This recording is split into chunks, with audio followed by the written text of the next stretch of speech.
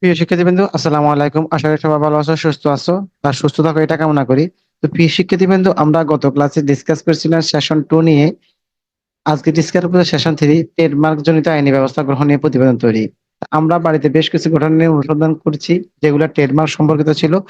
এবার আমরা এই বিষয়ে একটি প্রতিবেদন তৈরি করব, ঠিক আছে? তো আমরা এটা ভালো করে একটু পড়ে নেব। কারণ এইটা যদি আমি পড়তে যাই তাহলে আমাদের হিউজ টাইম লেগে যাবে। তো এত ধৈর্য তো হয়তো সবার থাকবে না।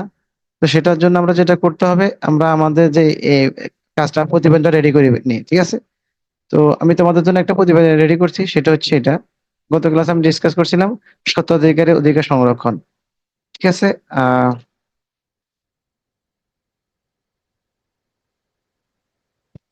ওকে।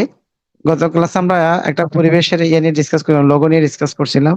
আজকে হচ্ছে ট্রেডমার্ক, তৃতীয় সেশন, ট্রেডমার্ক জনিত আইনি ব্যবস্থা গ্রহণের প্রতিবেদন।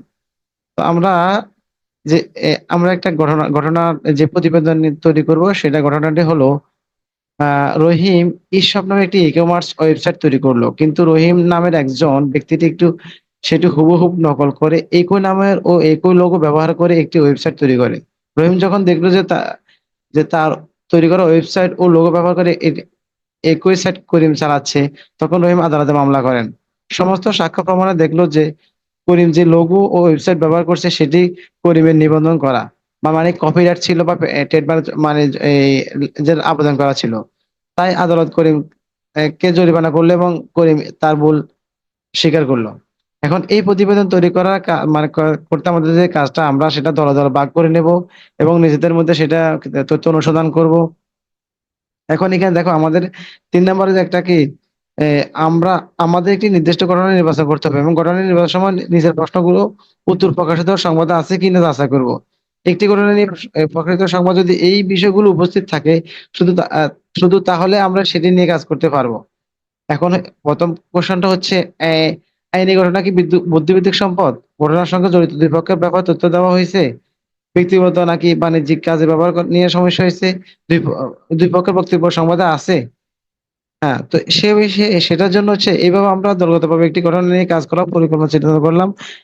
কাজের সুবিধার্থে উপরের উল্লেখিত 6টি প্রশ্নের নিচে আমরা লিখে ফেলি। তো সেটার উত্তরটা হচ্ছে এরকম। আমরা এটা উত্তরটা এখানে লিখছি যে আইনি ঘটনাটি বুদ্ধিবৃত্তিক সম্পদ কারণ এটি বুদ্ধি বা মেধা চর্চার মাধ্যমে তৈরি হয়েছে। ঘটনাটির সঙ্গে দুই পক্ষের ব্যাপারে তথ্য দেওয়া হয়েছে।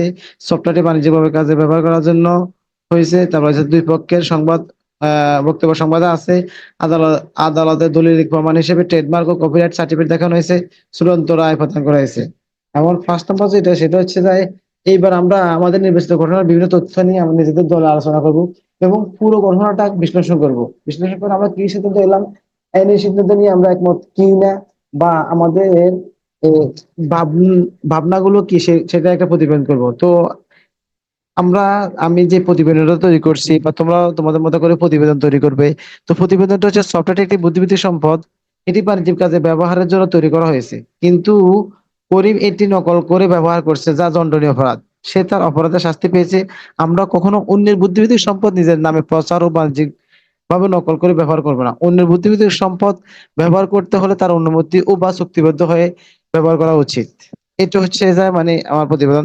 তোমরা তোমাদের মতো করে একটা বিষয় লিখবে, সেটার মতো প্রতিবেদন তৈরি করবে। আর অবশ্যই এই কোশ্চেন গুলো ফলো রাখবে। তো ঠিক আছে প্রিয় শিক্ষার্থী বন্ধু, আজকের টপিকটা হচ্ছে এতটুকু পর্যন্ত। আমরা নেক্সট ক্লাসে আহ সেশন এই 4 নিয়ে আলোচনা করবো, সেটা হচ্ছে বুদ্ধিবৃত্তিক সম্পদের নীতিমালা বানায়, ঠিক আছে? তো আজকের ভিডিওটা এতটুকু পর্যন্ত। ভিডিওটা যদি তোমাদের যদি কোনো প্রবলেম থাকে বা কোনো কোশ্চেন থাকে, তাহলে সেটা অবশ্যই কমেন্ট করে জানাবে। তো আজকে এই ভিডিওটা এতটুকু পর্যন্ত। আল্লাহ হাফেজ, wish you all the best.